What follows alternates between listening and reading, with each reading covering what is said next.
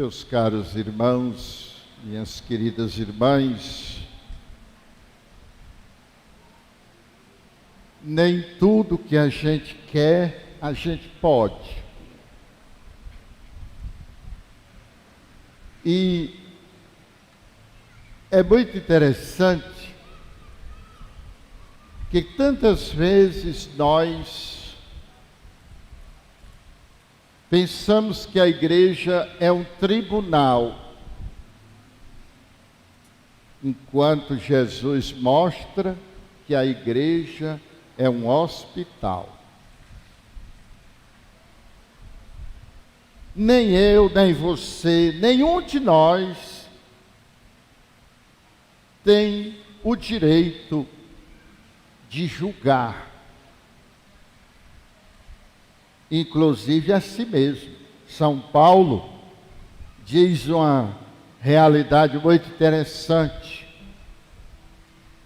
Eu, quando examino a minha consciência, diz São Paulo, não encontro nada que me condene. Mas não sou eu o meu juiz. Porque às vezes a nossa consciência pode estar viciada. Nós encontramos, por exemplo, em mesmo Evangelho de Mateus, no capítulo 7, a expressão: nós estávamos nas praças, nós ouvimos tua palavra, nós pregamos, e Deus disse: não vos conheço, porque vocês praticam a iniquidade. Nós encontramos no mesmo Mateus 25, 31 em diante: vinde, benditos de meu Pai, para o reino, porque eu tive fome, me deste de comer, tive sede, estava nu, me vestiste. E as pessoas perguntam: quando fizemos isso contigo? Portanto, Jesus responde: toda vez que fizeste a um dos menores.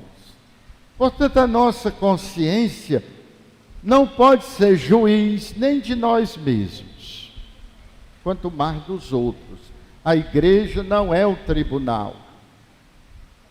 A igreja é uma assembleia de pecadores que foram chamados como Mateus foi chamado, como Zaqueu foi chamado, e tantos e tantos e tantos outros.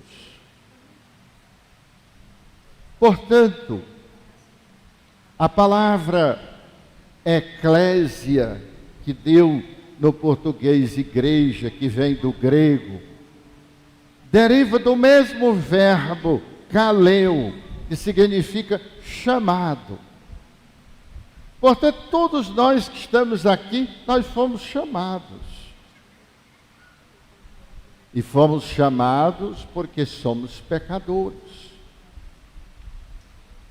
O meu pecado não é o seu, o seu não é o do outro. São pecados diferentes, mas todos somos pecadores. Mas não somos só pecadores. Nós somos chamados por Deus, que, como disse a segunda leitura de hoje, que morreu e ressuscitou para perdoar os nossos pecados. Portanto, a atitude primeira de ser igreja é a alegria de ser perdoado por Jesus. Aquela alegria que estava em Mateus, porque quando Jesus chama Mateus, não é só Mateus que segue Jesus, é Jesus que também acompanha Mateus e vai inclusive para a casa dele.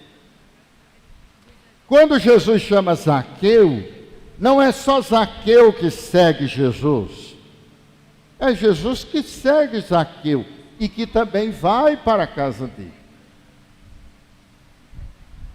Jesus quer ir com você para a sua casa.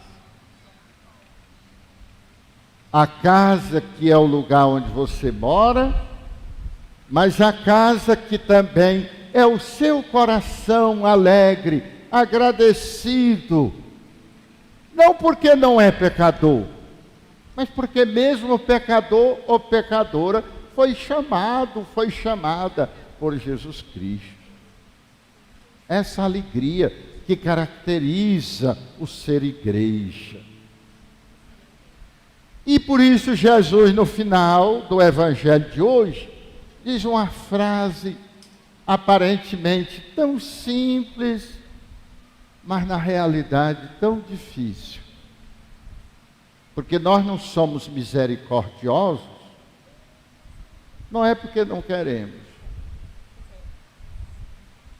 Nós não somos misericordiosos porque as nossas feridas emocionais não cicatrizaram. Pode observar que todas as pessoas ressentidas, todas as pessoas magoadas, todas as pessoas que não conseguem perdoar, é porque a ferida não cicatrizou. É tão interessante que com 3 dias Jesus aparece aos discípulos e não mostra as chagas. Jesus mostra as cicatrizes. As mãos, os pés, o lado cicatrizado. Enquanto não cicatrizar o nosso interior, nós não conseguiremos ser misericordiosos. De jeito nenhum.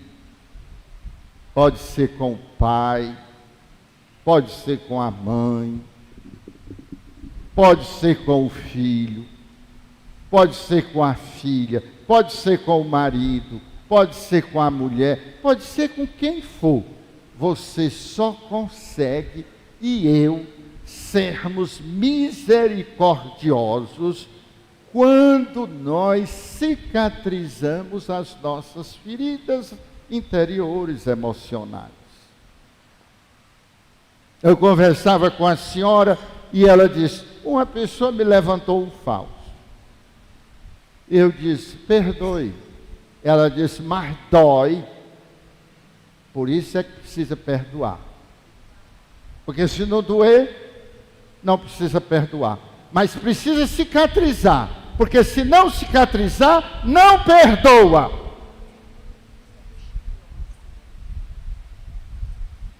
E por isso Jesus diz, e por isso as pessoas gostam muito de chagas, as pessoas gostam muito de sacrifício, coisa difícil, porque na realidade elas se identificam com a dor que não passa dentro de si. Como é triste isso. Você sabe qual é a dor que não passou ainda dentro de você? E que tantas e tantas vezes você pensa que já mudou e de fato, quando a situação se repete, você também se repete? Você já prestou atenção que toda vez que chega uma situação parecida, a sua atitude é quase sempre a mesma?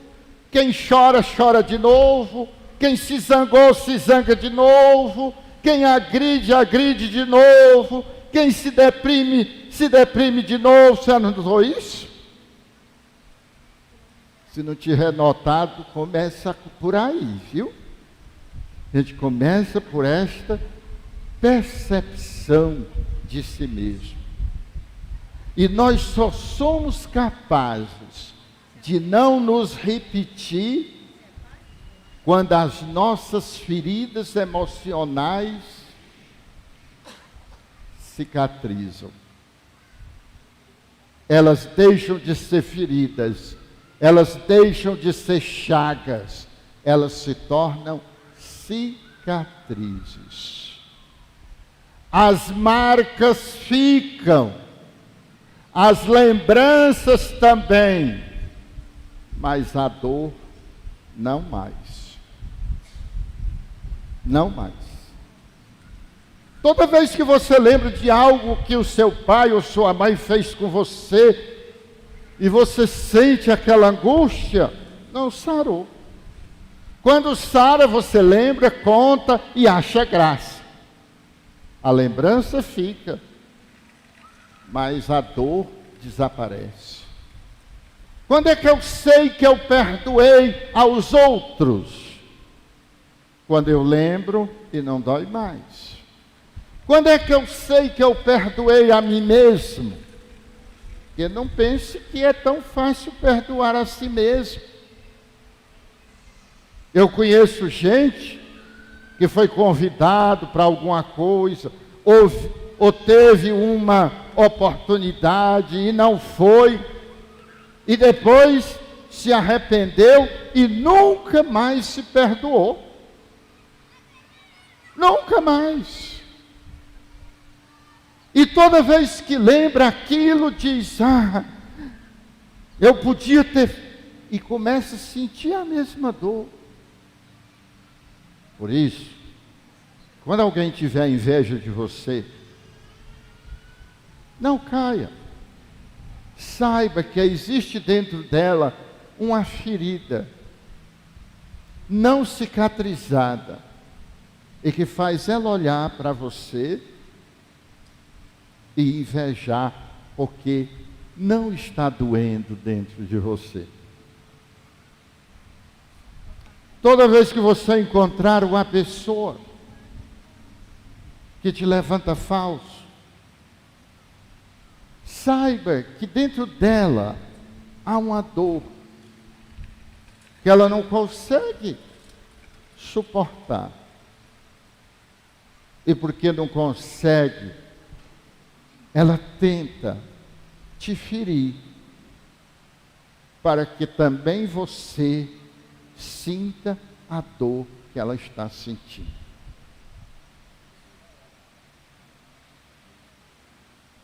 Eu conheci 2 irmãs gêmeas, e elas ainda são vivas. E uma casou com um homem muito bom. E outra casou com um homem relativamente pior do que o que nós somos geralmente. O homem, o melhor do mundo ainda é assim, mas este ainda era pior.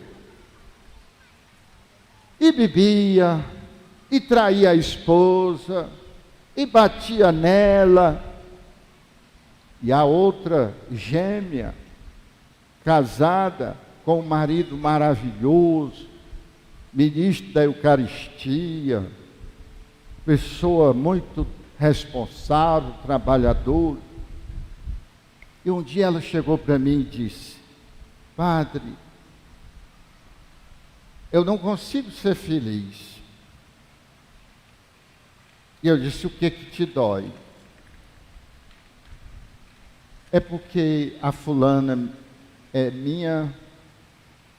a fulaninha, minha irmã gêmea, e o marido dela é isso, é isso, é isso, é isso. Eu sei. Aqui é uma cidade pequena, não era aqui em Fregerina, mas aqui também eu sei.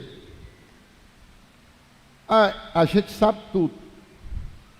Mas me diga uma coisa, digamos que estão 2 senhoras numa pia, e a pia tem 2 cubas e 2 torneiras.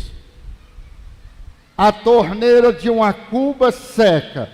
O certo é você secar a sua, para ficar igual a ela?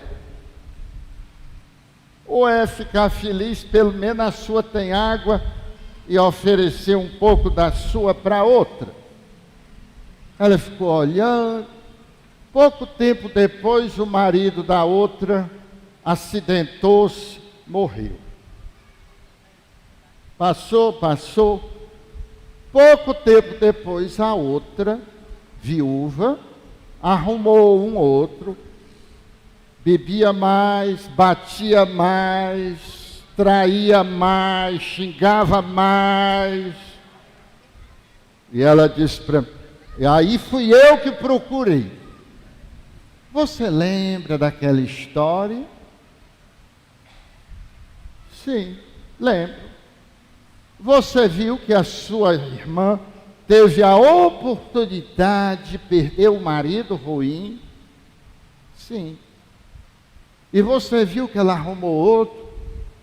Só não é igual porque é um pouquinho pior. Ela ficou assim, ô padre, eu não sei. Eu disse, pois eu sei. Se você soltar uma mosca e uma abelha, a mosca vai sentar sempre onde tem mau cheiro.